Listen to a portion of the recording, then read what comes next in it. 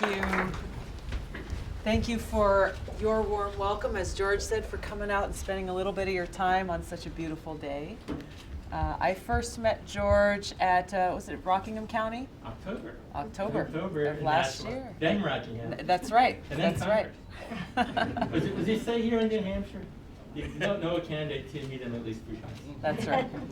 But I think it was the first time that I met you that he invited me to come here to Plaistow, and so I'm so glad that you hosted us and that we were finally able to make it here. To all of you for coming out. And you're Scott? Yes. This is your library? Indeed, awesome. Director. Thank you. Thank you for having us here. There's a lot of issues that I know we want to cover, and I look forward to being able to hear about what's on your mind, to hear about the issues that you are concerned about, answer the questions that you have. But I want to start with, I think, what is at the heart of so many of these challenges that we face. There is a corruption of spirit that is casting a dark shadow over our country, that is being driven by self-serving politicians, by special interests and greedy corporations, people in positions of power and influence in this country who are working for their own selfish interests, making changes, enacting policies, tearing us apart as a country, resulting in far too many people suffering. A situation where the vision that our founders had for this country, of a government of, by, and for the people, has been lost. How many of you feel that you are represented by a government of the people, by the people, and for the people? No. What's happening in Washington? The daily conversations that are occurring there, the decisions that are being made there are so disconnected. They are so far away from the reality that we are living in our everyday lives, all across this country. The challenges that our friends and families and loved ones are facing. The obstacles that exist, that stand in our way and stand in our path of moving forward, of finding real solutions to so many of the problems that we face. As we look through these different issues, we come back to this same core problem of people who are putting their own selfish interests ahead of the interests of the people. And so I know this is why we're gathered here. This is why you are giving up some of your precious time, because we care about each other. We care about our future. And we know that we are the key to bringing about the kind of change that we need to see. We are the key to bringing about that change in our leadership that fulfills that vision for our country that our founders had, of having leaders who are putting service above self, who understand that their sole purpose should be putting our interests first, putting the well-being of the people and our planet at the forefront of the decisions that are being made. So even during these times that are filled with frustration and heartache at how much our country is being torn apart, we should have cause for hope. I do, as I look around this room, as I have the privilege and opportunity to meet and to hear from so many people from all different parts of this country who are ready to stand up, to stand united. All of us coming from different backgrounds, different parts of the country, different races, religions, ethnicities, orientations, all standing together and united as Americans, motivated by this care for each other.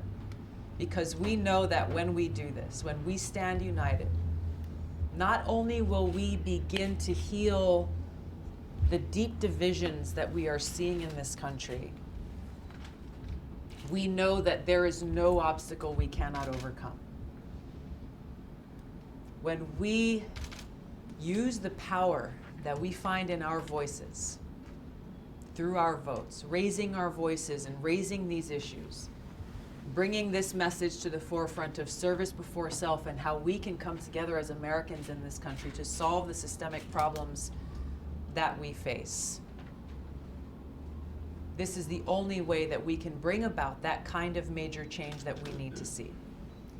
Now, we may have different ideas on how to make that change. We may have different ideas on how to accomplish our goals, but we shouldn't be afraid of that diversity. We should encourage it. Have these debates. Sometimes they will be passionate and strong debates. Do this. We can bring about the passage of legislation and reforms to the healthcare system. We can pass legislation like Medicare. Sure that we have to make sure that every single person in this country who is in need of care is able to get that care. That we are not leaving people behind who are sick, but who may not be able to afford to get the care they need. We stand here today together because we know that it is unacceptable in this country where we pay, each of us, we pay far more for health care than any other country in the world, and yet we see far worse outcomes. It is unacceptable that we still today have millions of people in this country who are uninsured, or those who may be insured with some kind of coverage, but who still can't get the care they need because of high deductibles and high copays.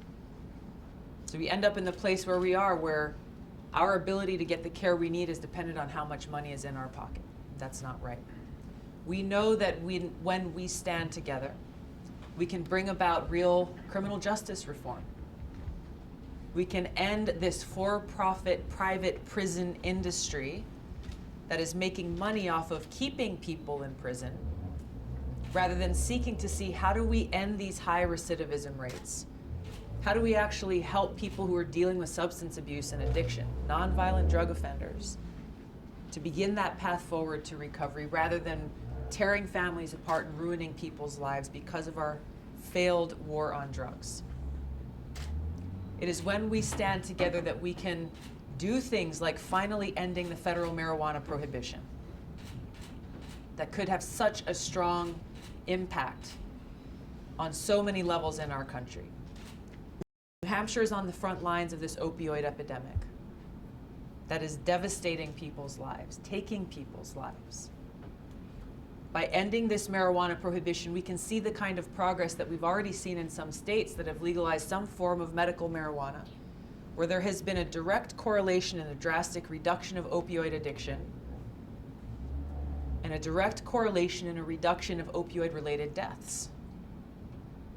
See how friends of mine who are veterans, who have gone and served oftentimes in multiple combat deployments, who've come home dealing with post-traumatic stress or traumatic brain injury or chronic pain because of their combat-related injuries, but who, when they go and seek that care at the VA, because of this federal prohibition on marijuana, the only option they are given are these addictive opioids. And even when they say, no, I don't want these drugs, our VA doctors are not legally allowed to either prescribe or refer them to go to a medical marijuana dispensary, even in states that it's legal.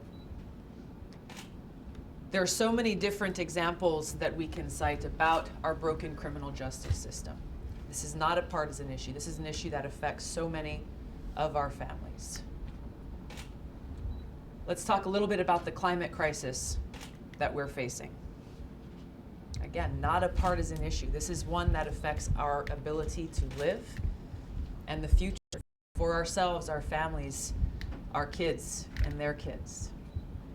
This is something that deals with our ability to have clean water to drink, clean air to breathe, and a safe place to live. Coming from an island state in Hawaii, this is something that hits close to home for us, where folks their homes are literally being eroded because of the rising sea levels. They don't know where they're going to be able to go. We have to take bold, aggressive action to protect our planet, to protect our environment, to wean ourselves off of fossil fuels and make an investment, a big investment for our generation and the next generation to come towards a green, renewable economy. We need to re-look at and reform our agriculture in this country, where every 5 years the federal government passes a big farm bill that offers a lot of subsidies towards a lot of multinational big agribusiness companies who are really only looking out for their profits and whose practices are poisoning our people with companies like Monsanto, now Bayer, as well as poisoning our soil. These outdated agriculture practices are one of the biggest contributors to putting carbon into our atmosphere and escalating this climate crisis that we're facing. We've got to make these investments in our infrastructure, in education, making sure our teachers have the tools that they need and are being paid to set our kids up for success. That's worth a round of applause.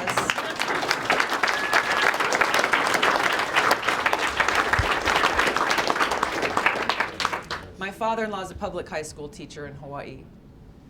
We've got a lot of teachers all over this country who are working very hard to set our kids up for success, to set us up for success, but who do so with too little pay, spending what little they're making on buying school supplies for these kids, too often in overcrowded classrooms, and not having the tools that they need. These are the priorities that we need to be putting at the forefront in this country. You're here. But instead,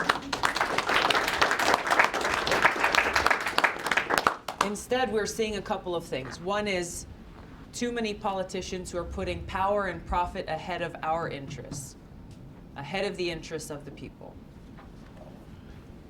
We see how little this issue that is central to the rest is addressed, and that issue is the cost of war.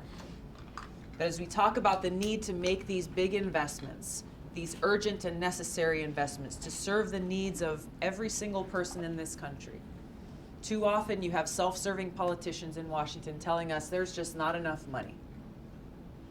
There's just not enough money to make sure that every one of us has clean water to drink, to make sure that our infrastructure system is safe, that we're investing in renewable energy that will serve us and generation to come.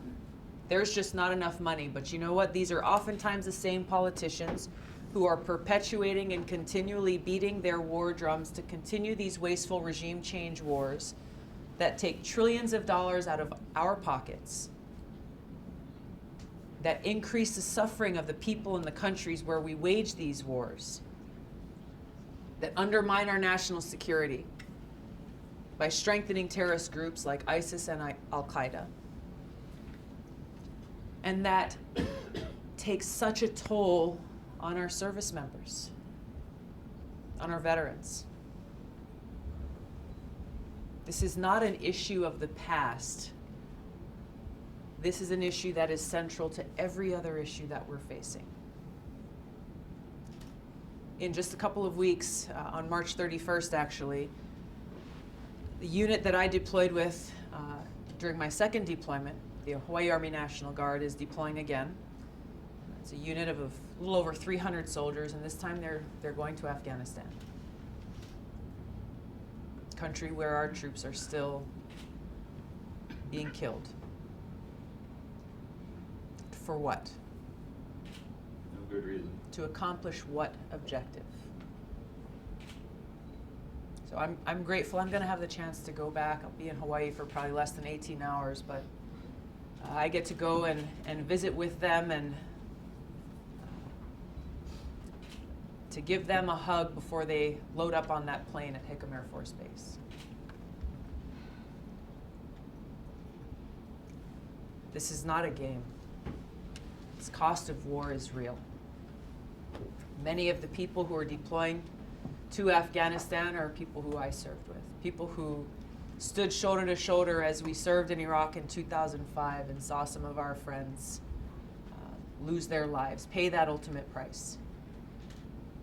We stood shoulder to shoulder when those first casualties occurred, paying tribute to our friend in front of those empty boots and that helmet that sat atop his rifle. Hearing his first sergeant call out the names of every soldier in their unit, hearing them respond, saying, "Here, First Sergeant," until he came to our friend who was no longer there. And at his call, there was silence.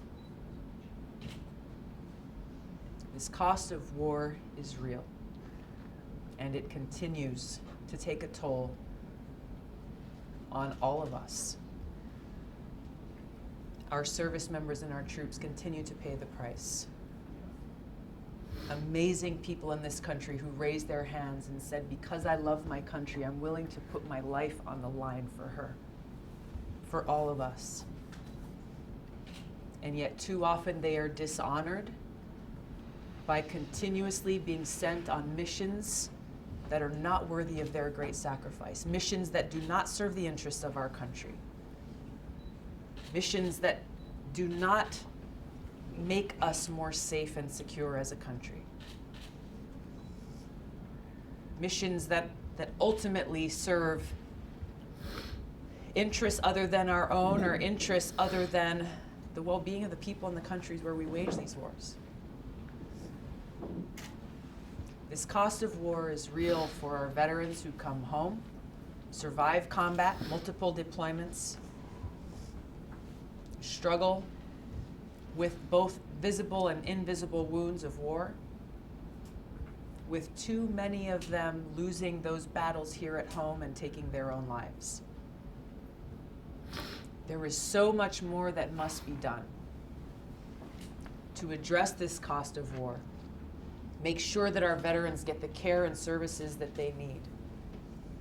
Most importantly, let's stop sending them on these missions. Let's stop asking them to go and fight in these wasteful regime change wars that are counterproductive on every single level. We're in a situation now where not only do we need to end these wasteful regime change wars, but we are now facing a new Cold War with increasing tensions between our country and other nuclear-armed countries like Russia and China. A nuclear arms race. It's been kicked off with President Trump withdrawing from this historic INF treaty, negotiated 30 years ago by Reagan and Gorbachev, that at that time made such a huge impact in reducing the numbers of nuclear weapons in the world, of de-escalating these tensions, of reducing this risk of nuclear catastrophe. And yet, as we see with the budget that President Trump put forward just a couple of weeks ago, he is proposing slashing and cutting funds for education, for health care, for research, for food stamps, while wanting to spend more of our taxpayer dollars on building these nuclear weapons that make us less safe and make the world less safe. So this is a wake-up call for all of us about the reality of the threat that we're facing. It was a wake-up call that we were reminded of about a year ago in Hawaii, when early on a Saturday morning, there was a text alert that Civil Defense sent out to every cell phone across the state. Over 1 million people's phones started buzzing and making noise that read, "Missile incoming, seek shelter immediately. This is not a drill." Just want to let that sink in for a moment and ask you to think about how you would feel and what would run through your mind if we got that message as we're here today on this beautiful Sunday afternoon. That just as people in Hawaii were waking up and thinking about, hey, let's go to the beach today, let's clean the house, let's do what we got to do this Saturday morning, all of a sudden, they got this message that basically said, you have just minutes to live. What do you do? Where do you go? There's no nuclear bomb shelters or bunkers. Do you have any here? No. Walmart. I wouldn't count on that. But that's what people did, though. I mean, we had people running through the streets, kids on college campuses sprinting across campus trying to find a building or a shelter or some place that they thought they might be able to be safe.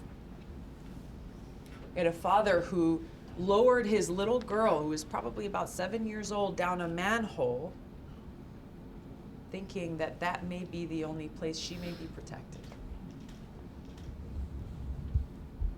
I heard from a another father, after this was done, saying how he was trying to figure out, with one child on one side of the island and another child on the other side of the island, which one he would drive to spend the last minutes of his life with.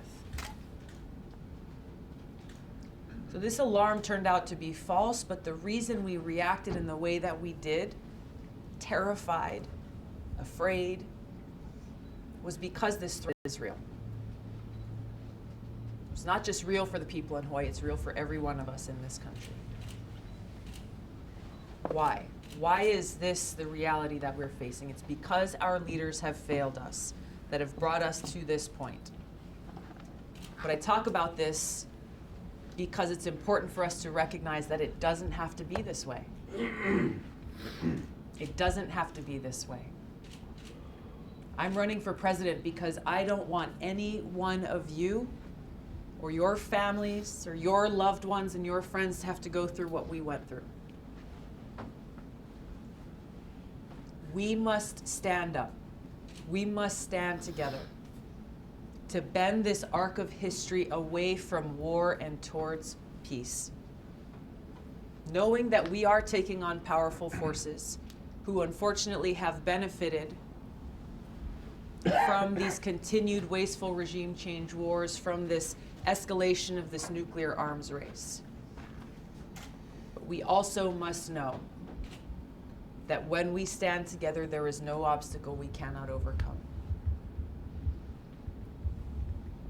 There is so much at stake, both with our existence and our future, and the money that is coming out of our pockets, going to pay for these wars and these weapons, dollars that we need to bring back to serve our needs, to make sure that we've got health care and education and strong infrastructure, that we are using those precious resources to rebuild a future that is bright, that provides for opportunity and justice and equality for every American. This is why I'm here.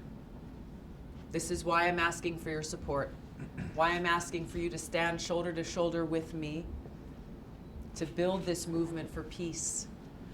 Peace here at home, peace abroad, as we join hands in working together towards that bright future for everyone. Thank you so much for being here.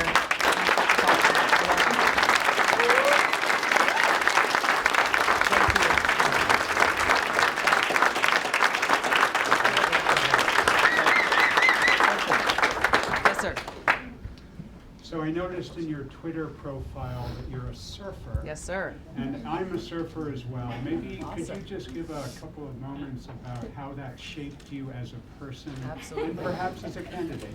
Will you take us surfing sometime? Yeah, we're going to go to Rye Beach together when you're here. Awesome. We might have to borrow a wetsuit or two. I got that too. Thank you for asking that. You know, growing up in Hawaii, I'm so grateful on so many levels, but the ocean was our playground. When I first learned how to swim, it was in the ocean, it was in the water. And the love and appreciation that I developed from a young age for protecting our environment, protecting our planet and resources didn't come because someone taught it to me or told me, hey, this is something you should care about. It's because I wanted to take care of our home. So some of the first things that I started to do and where I experienced that I was most happy when I was doing things for other people was just getting friends of mine together and saying, hey, there's a bunch of trash on the beach. Let's go and clean it up. That's what originally sparked my interest and my drive and motivation to constantly try to find ways that I could do more to accomplish that goal. To keep our water clean, to make sure that our oceans and our marine life are protected, to make sure that these beautiful places that we get to call home are preserved for us and for generations to come. This is why I first ran for office. I was 21 years old, and a lot of folks at that time said, you're crazy for running for office at 21. I think you all have some state reps here who are younger than 21. So kudos, 19 years old. But I wanted to do more. And these issues of protecting our oceans, protecting our planet was what drove me. And at a deeply personal level, I try to get into the ocean as much as possible. Because it's magic, man. It's magic. It's hard to describe. It's refreshing. The renewal that you get from being in the ocean. I would say this is across Mother Nature. When we can't go surfing in Hawaii, we try to go snowboarding out here. It just keeps us centered and connected to our planet and why this is so important to us. I know I'm rambling on a little bit, but one of the things that I really enjoy doing in Hawaii is every now and then we have the chance to go and bring veterans and folks who have been severely wounded in combat out to the ocean. There's a nonprofit called Access Surf where both for veterans as well as those who are disabled, bring them out in the water, getting them on a surfboard, helping them along if they've never surfed, but seeing how rejuvenating that is for them and how folks who have been through the worst of experiences, the smile on their face and that sheer joy that brings you back to, the insane laughter and giggles that you had when you were 5 years old, seeing that in people's faces is really incredible. Thank you.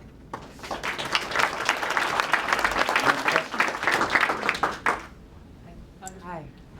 Thank you very much first for your service in the military and in Congress. I appreciate the time you've devoted. The message of peace, I love it, but here in New Hampshire, we have a lot of people who have guns, and they're going to have the knee-jerk reaction of you're coming for our guns. What do you have to say to them? Just as we stand in protection of and upholding our Constitution, our First Amendment and our freedom of speech, we also need to protect and uphold our Second Amendment and people's right to bear arms. We also have a responsibility to make sure that we have sensible gun safety laws in place so that those who seek to do harm to others with those guns are not able to own them or to have them. We just passed in Congress legislation that would provide universal background checks. This is something that this is something that has it was a bipartisan bill in Congress, and it has the support of the vast majority of people in this country. When I talk to most people about this, their response is, wait, this isn't already the law? So I think there's more that we can do, but as we approach this, we've got to get away from how this issue has been so politicized to people are reacting out of fear rather than really looking at it from a safety perspective of our shared interests. We had a girl who we saw in Durham yesterday. She was 13 years old, and she asked about this issue and said, what can be done to make it so that I'm not afraid to go to school every day thinking that that might be the last day that I live? That's not something that should be running through any of our kids' minds or the minds of any parent in this country. I think there's a great example on how we can make progress in this area that is being put forth by a lot of the kids from Parkland in Florida, who saw firsthand that devastation and that massacre that took place at their school and have decided to do something about it. And they're not just talking to people who agree with them. They're going to Democrat states and Republican states, going across the country, coming to Washington, meeting with both Democrats and Republicans, and just talking to them about their experiences and how we really have a shared interest around passing legislation and making common sense reforms that are really about safety and that don't violate people's Second Amendment rights. Thank you. Nice to see you. Just a few comments. We need to work with Congressman Lynch and Congresswoman Gabbard. That's me. Introduce, no, Chapter, I mean. Oh, okay. To reintroduce and pass the Return to Prudent Banking Act. We are working on that, actually. And the Society of Civil Engineers says it would take about $8 trillion to get the infrastructure to where it needs to be, not to Yeah. mention what we need for the future. So as well as the peace dividend, we have to get back to the National Bank and use credit to rebuild this country.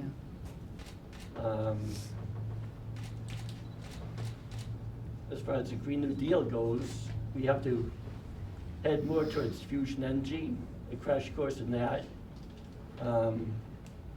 Because wind and solar is not gonna power up the high-speed trains that they're talking about.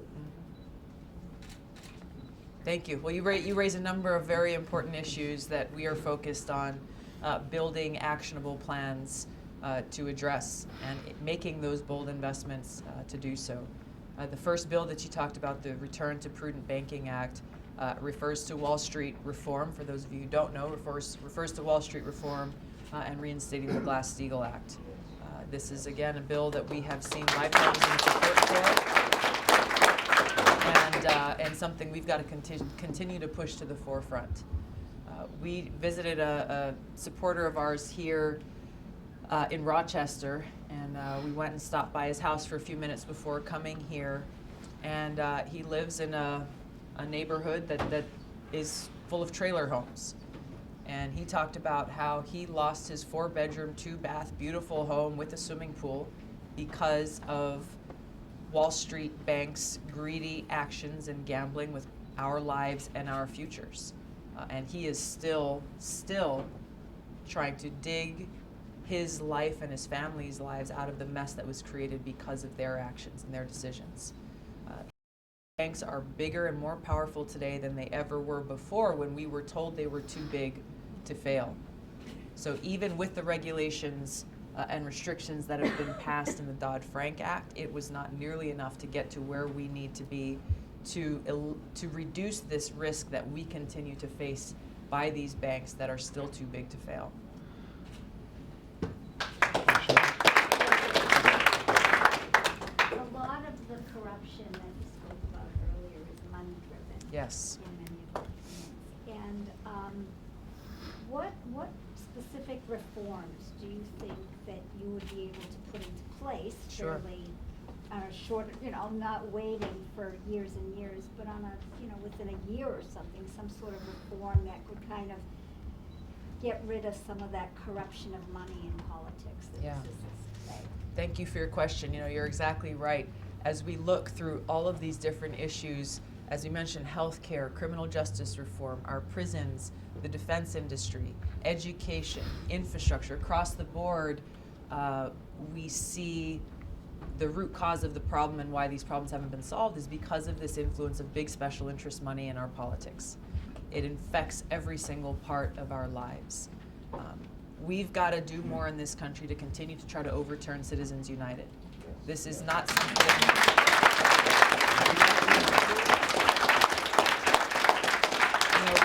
We've introduced legislation to do this, but there are simultaneous efforts occurring from the grassroots level in states across the country to bring about some form of a constitutional amendment to address Citizens United and the dark money that is being used to influence our elections. We need to stop PACs and lobbyists from contributing to our elected officials, really buying their way in to have a seat at the table to write laws that impact all of us. Your question speaks to how can we do, where's the low-hanging fruit? How can we get some things done quickly? I want to be clear-eyed, as we all should be, about how deep this corruption goes and how it's not going to be very easy. How important it is for all of us to hold our own leaders accountable. If your elected officials have not already said, hey, look, I won't take any PAC or lobbyist money, urge them to do so. They're accountable to us. They're accountable to you. Another, I think, important action that we need to take is to close the revolving door that has created this swamp that Donald Trump talks about in Washington, that he has turned into a cesspool by appointing people to things like the Department of Interior who come from the oil industry, by people who he appoints to the Trade Commission and to other positions within our government who come from the industries, who have benefited and profited from those industries. We need to close this revolving door so that people who are in those positions as regulators to protect us as consumers are not people who are either representing these special interest groups or industries or who are personally benefiting from them. There are far too many examples to cite, but some that we're seeing the current effects of. I mentioned the Department of Interior. We've seen with the Environmental Protection Agency under this administration how if people appointed to lead the agency whose lives and careers have been centered around ruining our environment rather than protecting it. We see the current chair of the FCC, Ajit Pai, who one of the first things that he did was repeal net neutrality, really without disclosing the fact that he just came from working for Verizon, one of the corporations that would benefit from repealing net neutrality. We see this happening on Wall Street, where you have regulators appointed to the SEC who are coming from Wall Street and then later going back to Wall Street, and you wonder why we don't have these protections built in. We see this in the defense industry, where there are people who work in the Pentagon who are writing contracts, multi-million or billion-dollar contracts with defense contractors, who will write those contracts one day, leave that job, and then go and work for the very contractor that they wrote that contract for. We've got to close this revolving door. We're working on legislation right now and an actionable plan that would do just that. So there are multi-facets here. Obviously, campaign finance reform is another big one. But again, we shouldn't be naive to the power that this money holds over far too many of our elected leaders and non-elected leaders, for that matter. So it's going to require a concerted effort to be able to remove that corruptive influence from our leaders.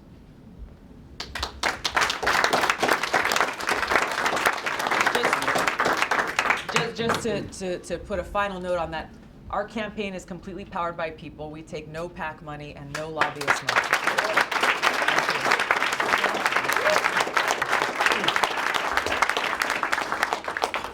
Regime change. How did we get to that place where that's a habit? And how do we unravel that and reverse it? So often throughout decades of our country's history, we have seen how US-led regime change has often been sold to the American people under the guise of humanitarianism, saying, well, we need to go in and topple this dictator or that dictator or government that we don't like to help the people in these countries who are suffering horribly. But in fact, time and time again, we see that those motives are not, they're not good at all. And they really don't have the interests of our people or the people in these countries at heart.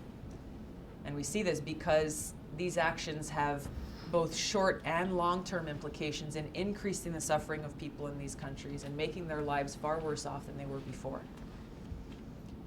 Going back to my home state of Hawaii, where the Queen and the monarchy was over those leaders who were not cooperating or giving them the deal that they were looking for to grow their bananas or sugarcane. They didn't want that competition that was being provided to them by these other countries. We see, of course, in the Middle East, oil. We see how this administration right now really isn't even trying to hide the fact that they're advocating for U.S. intervention. They're actually intervening, taking actions to intervene in Venezuela, is because they're trying to get access for American oil companies into those resources that belong to the Venezuelan people. To your point, what is behind all of this? Dark money?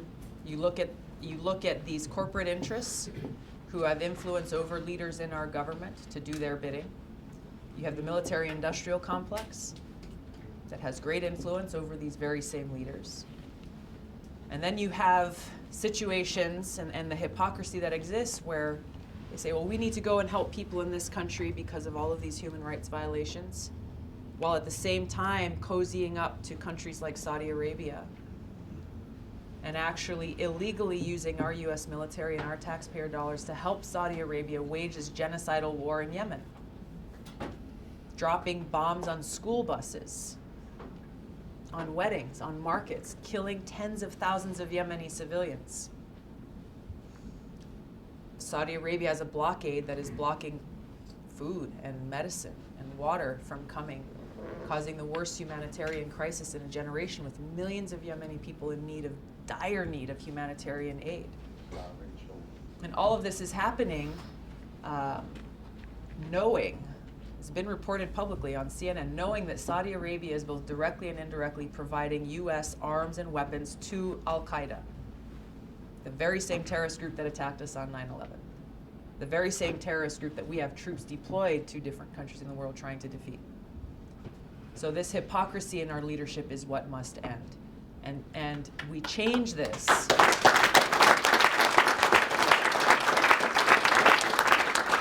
This requires strong leadership. This requires leadership that will not bend to the whims and the wishes of these corporate interests, of the military-industrial complex, of the foreign policy establishment in Washington that spans across both parties that have been behind perpetuating these wasteful regime change wars. I'm running for president not because I have ever had any ambition to play or be president, but because I seek to lead to bring about these changes. And I have the experience, the conviction, and the qualifications, given my service in the Army for almost 15 years, of being deployed twice to the Middle East, of seeing firsthand the cost of war and the high human price that is paid, of seeing firsthand while deployed that waste, fraud, and abuse of our taxpayer dollars going to then corporations like Halliburton. I'm not someone who's going to go and sit in the Oval Office and be intimidated by or bullied into taking positions by the foreign policy establishment or generals who have a lot of stars on their shoulders. So I'm often asked, and some of you may be wondering, well, Tulsi, how do you stand out from this crowded Democratic primary? What is the difference between you and the rest of them? This is the difference. This experience that I bring, the people who we are speaking for and fighting for, is that difference where I know that I and we can bring about this sea change in our foreign policy that we desperately need to see by fulfilling that most important responsibility, that most important job that the president has as Commander-in-Chief.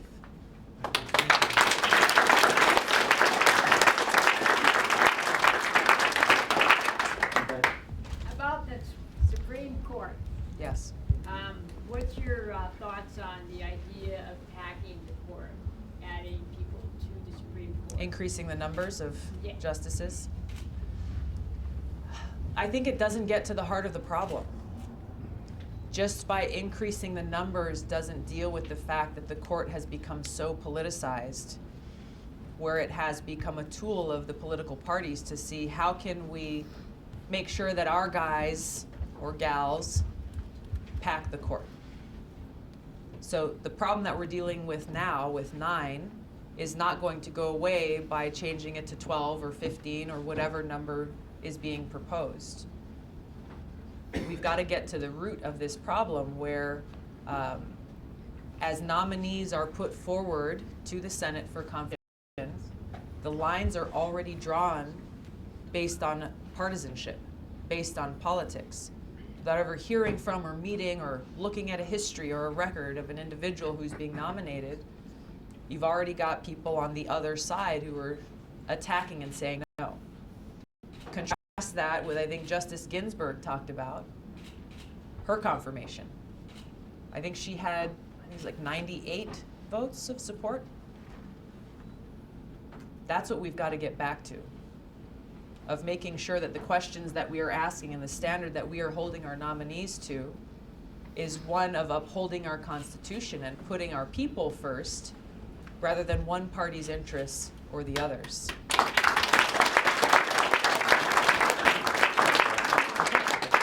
So, I just got the high sign from the campaign. We can't take any more questions right now. However, Tulsi will be around to chat with afterwards.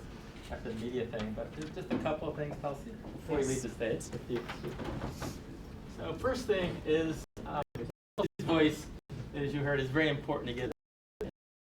And the Democratic National Committee has set it up, the number of donations, 65 unique donations in order to make it. 60,000. Yeah. Add 3 zeros. Sorry. So if you really like what you hear and you want to hear Tulsi get on that debate stage, you can make a donation as small as $1 to the campaign, and that helps get her closer to being to that debate stage. Thank you, George.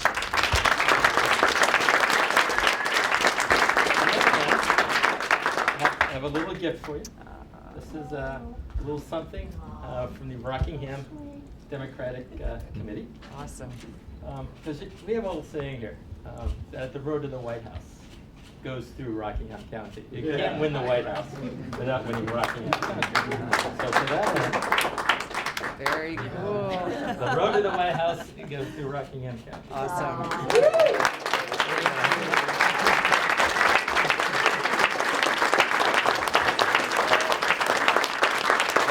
Thank you very much. Well, I'm glad I'm here. Thank you very much. And you're the only one who's fallen for the invitation so far to come here. I'm grateful. So watch this space for further announcements. Yes. Thank you so much.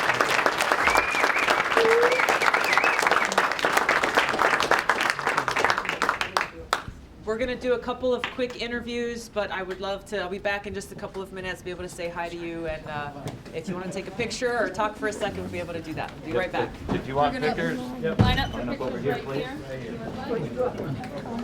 Are you in line?